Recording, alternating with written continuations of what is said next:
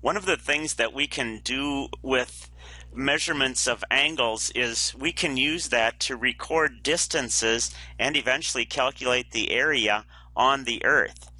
Well, how do you do it? The first thing that you need to do is you need to record the latitude and longitude, as I did here in the soccer park in Eau Claire. And I used each of the four corners of the soccer park and I recorded those distances. I'm not going to make you do the math. I did the math here in Excel, but I'll show you where that math comes from. It comes from this formula here, which says that the angles are very instrumental in calculating the differences in each of the different sides of the triangle. And in fact, that radius is the angle whose cosine is the cosine of the latitude of each of the 2 points, the sine of the latitude of each of the 2 points, and the cosine of the longitude of each of the 2 points, times the radius of the Earth, which is 3960, and then you can calculate that out. So what I did in this spreadsheet is I did the actual calculations. And that's what you see here. And you see the formula is a little complicated, and that's partly because Excel only calculates in radians. It doesn't calculate in degrees. But I found each of the sides, A, B, C, D, and then the hypotenuse, because remember, or not hypotenuse, the diagonal, because remember we can use that to calculate the Hero's theorem. And if you notice, I found the semi-perimeter for the top triangle and the bottom triangle, and the area in each case is the square root of the semi-perimeter times the difference between the semi-perimeter and each of the 3 sides. Then I found that for the bottom triangle here also, added those two together and got 1,297,208 square feet, which when I did the actual calculations using Google Earth, oh, I thought I had that in here, came out to be approximately the same. Oh yeah, I remember where it is. It's in here. Came out to be approximately the same. You can see it was 1,290,320.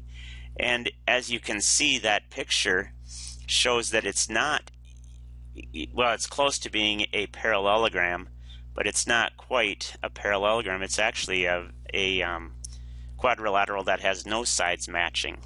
Well, I found that area. What you're going to do is you're going to calculate the area of this parking lot, and by standing on each of the corners and recording the latitude and longitude. Then when we get back, you'll fill that into the Excel spreadsheet.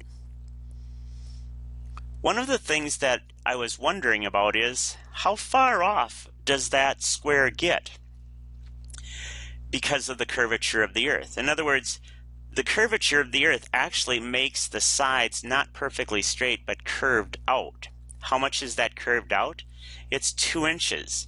And I found that by using that theorem, that formula that we had that said theta is the S divided by the R. Well, S is a half a mile north and a half a mile south. So, and the radius is 3,960 for the Earth. Using that, I was able to calculate the size of the angle theta. The cosine of that angle, if you switch it back into a triangle, shows that the hypotenuse is the 3960, and we can find the adjacent side, and we calculated that to be 3,959.999968 miles, or a difference of 2 inches. Now, how does that play out in the Earth? One of the things that you will notice is if you tried to make unstitched photographs together to make a panoramic view, like of this building here, you can see that when you stitch those together, the edges become very curved. And the only way to fix that is to take a picture and crop it down to not the whole thing, but if you notice, they stopped right by that doorway there, and then the things are pretty much even. And that's because you're trying to make a curved view from your eyes as you go from left to right into a flat piece of screen. Another way that they could do it, besides that